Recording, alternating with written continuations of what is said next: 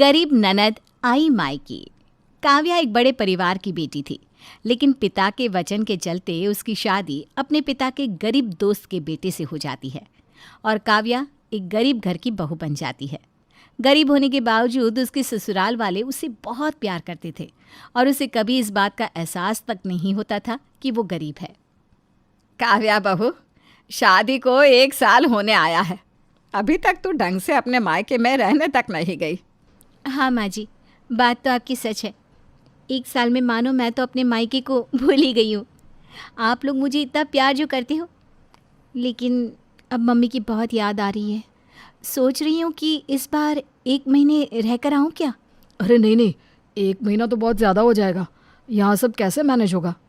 अरे जैसे काव्या के ना रहने पर मैनेज होता था वैसे ही। अरे जाने देना उसे कुछ दिन के लिए अपने घर। तेरी माँ बिल्कुल सही कह रही है रोहित, वरना मेरा दोस्त बोलेगा कि जब से बेटी दी है तब से बेटी को वापस आने ही नहीं दिया। सभी हंसने लगते हैं। ठीक है काव्या, तुम पैकिंग कर लो, मैं कल ही तुम्हें तुम्हारे मायके छोड़ आऊँगा। 2 जोड़ी कपड़े ही तो रखने हैं, बाकी मेरे मायके में मेरी अलमारी में मेरे कपड़े और बाकी सामान पड़ा हुआ है। ठीक है। फिर काव्या कॉल करके अपनी माँ को बताती है कि वो घर आ रही है। सुनीता, विनीता, कहाँ हो बहू?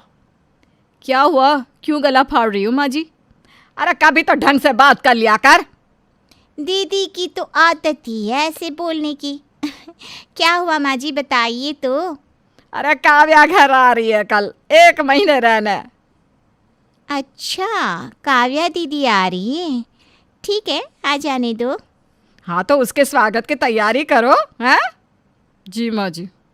वहीं कमरे में अब तो लगता है बुढ़िया से ढंग से बात करनी ही पड़ेगी। हाँ, नहीं तो वो प्रॉपर्टी की एक फूटी कौड़ी भी हमें नहीं देगी। वो छोड़, बुढ़िया की लाडली बिटिया घर आ रही है, पक्का प्रॉपर्टी के लिए ही आ रही होगी, वरना 1 साल हो गया शादी को, अभी क्यों मुंह दिखाने आना है इसे? बात में दम तो है दीदी। बुढ़िया को ऐसा भड़काएंगी कि वो खुद ही अपनी उस गरीब बेटी को धक्के मारकर घर से निकाल देगी। क्या कहती हो? हाँ। अगले दिन, माँ मैं आ गई। आजा मेरी बच्ची, आजा। अरे कितनी दुबली हो गई है पहले से तू। हाँ, वो अब शरीर में बदलाव तो होता ही रहता है ना माँ, कभी मोटी तो कभी पतली होना लगा ही रहता है। दीदी, कहीं ससुराल वाले जुल्म तो नहीं करते ना आप पर?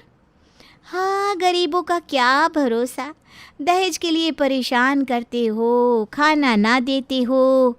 अरे नहीं भाभी, आप इतना मत टेंशन लो, मेरे ससुराल वाले बहुत अच्छे हैं। इसीलिए 2 जोड़ी कपड़े में आपको भेजा है यहाँ, वरना लगेज लेके ना आती क्या आप?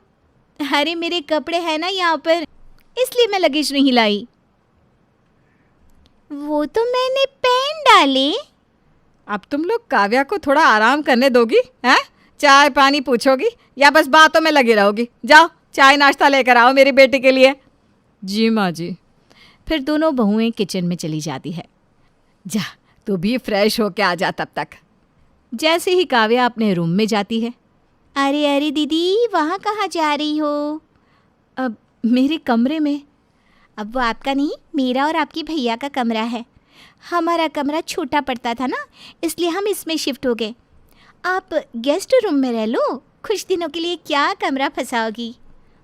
काव्या को मन ही मन भाभी की बात बुरी लगती है कि कल तक वो जिस घर की बेटी थी, आज उसी घर में मेहमानों का दर्जा दिया जा रहा है उसे, लेकिन वो कुछ नहीं कहती। ठीक है, मुझे मेरी अलमारी से सामान दे दो, मैं वहाँ रह लूँगी। आपका सामान? कौन सा सामान दीदी?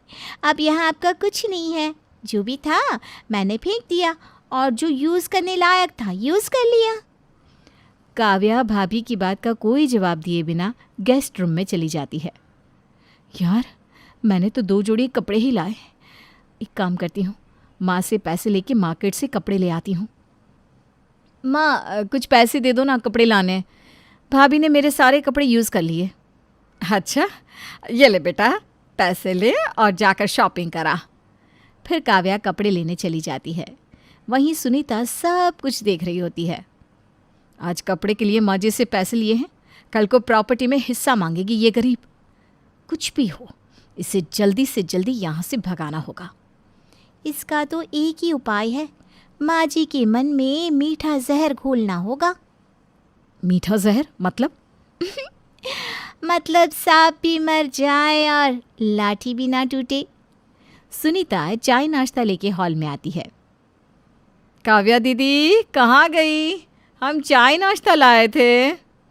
अरे उसके पास कपड़े नहीं थे ना, तो मैंने पैसे दिए हैं, मार्केट से कपड़े लाने गई है। बुरा न लगे तो एक बात बोलूँ माँ जी? हाँ हाँ कहो। दीदी ससुराल से भी तो कपड़े ला सकती थी ना, यहाँ के भरोसे क्यों हैं? आज आपसे कपड़ों के लिए पैसे लिए हैं, कल को फैमिली का बहाना करके उनके लिए पैसे मांगेंगी, और क्या पता लगा कि परसों प्रॉपर्टी में हिस्सा मांगने आ जाए। मेरी बेटी ऐसी नहीं है। वक्त की मार का कोई भरोसा नहीं माँ जी, कब कौन बदल जाए, हम तो बस बता रहे हैं। मिसेस वर्मा कितनी अमीर है, अपनी बेटी की शादी अपने से ऊंचे खानदान में की है उन्होंने। पता है, बेटी ने मायके वालों के ऊपर केस कर दिया प्रॉपर्टी के लिए। हाँ, ये बात तो मैंने भी सुनी थी। तभी काव्या वहाँ आती है। क्या बातें हो रही हैं? देखो माँ, मैंने ये कपड़े खरीदे हैं, कैसे हैं? अच्छे हैं। दीदी ये तो बड़े महंगे लग रहे हैं। हाँ, 10,000 के हैं। और आपकी ये साड़ी तो बहुत सस्ती लग रही है। हाँ माँ जी लाई थी, 500 की है। वो छोड़ो, ये लो नाश्ता करो। फिर दोनों वहाँ से चली जाती हैं। वहीं शाम में, दीदी आज खाना बना लोगी आप? मेरे सर में ना बहुत दर्द है, और विनीता किटी के लिए जा रही है। ठीक है भाभी। फिर काव्या किचन में लग जाती है, वहीं सुनीता कमरे में आराम फरमाती है। ऐसे ही दिन बीतते हैं। सुनीता और विनीता काव्या से घर का सारा काम करवाती और सारा दिन बस अपनी सास को भड़काने का काम करती। दीदी ये आपकी भैया के कपड़े हैं, धुल लीजिएगा, और मेरी एक साड़ी भी है। ओके भाभी। वहीं कपड़े धुलने के बाद, दीदी मेरी अलमारी साफ़ कर दोगी प्लीज़? वो क्या है ना, मुझे इनके साथ थोड़ा बाहर जाना है किसी काम से, और अलमारी भी गंदी है। कोई ना, मैं कर लूँगी भाभी। थैंक यू दीदी। बेटा कुछ समय बाद कमरे में आ जाना। वो क्या है ना, सर में बहुत दर्द हो रहा है मेरे। ठीक है माँ। फिर काव्या जल्दी जल्दी सारे काम निपटा कर अपनी माँ की सेवा में लग जाती है। इतना अच्छा लग रहा है कि नींद आ रही है। आप सो जाओ, मैं आपके पैर भी दबा देती हूँ। माँ सो जाती है। वही काव्या पैर दबाकर वहाँ से चली। शाम को अचानक से घर में दोनों बहुएं शोर मचाने लगती है।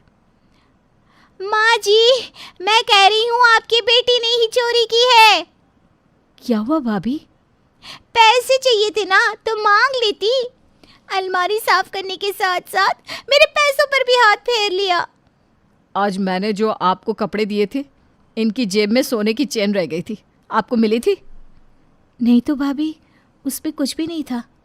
अरे बेटा झूठ मत बोल, मुझे सब पता है तू यहाँ क्यों आई है। मेरी तिजोरी से भी पैसे गायब हुए हैं, और उसका लॉक तो सिर्फ तुझे ही पता है। विनीता कुछ सोचने लगती है। सास जब तिजोरी खोल रही थी तो विनीता पीछे से लॉक खोलते हुए देख रही थी, और सास के जाने के बाद विनीता ने जाके पैसे चोरी कर लिए थे।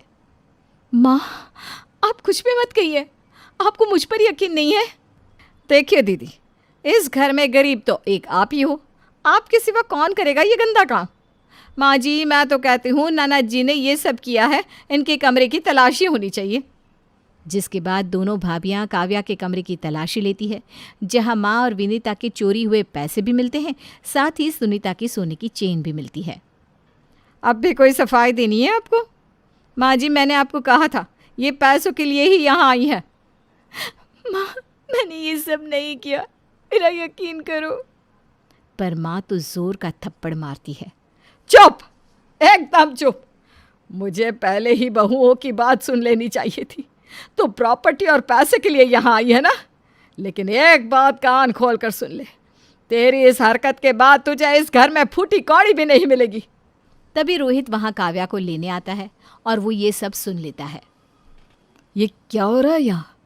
काव्या, हमने तुम्हें यहाँ रहने के लिए भेजा था ताकि तुम अपनी माँ के साथ कुछ टाइम स्पेंड कर सको, और ये लोग तुम्हारे साथ ये सब कर रहे हैं। अरे छोटे हम नहीं, छोटी तो इनकी सोच है। और माँ जी एक बात सुन लो, हम गरीब ज़रूर हैं, लेकिन हमारे मन में आपके घर के लोगों की तरह छल कपट नहीं है। और आपका धन, आपके पैसे आपको मुबारक। चलो काव्या यहाँ से। फिर काव्या रोती हुई अपने पति के साथ वापस चली जाती है। भला टली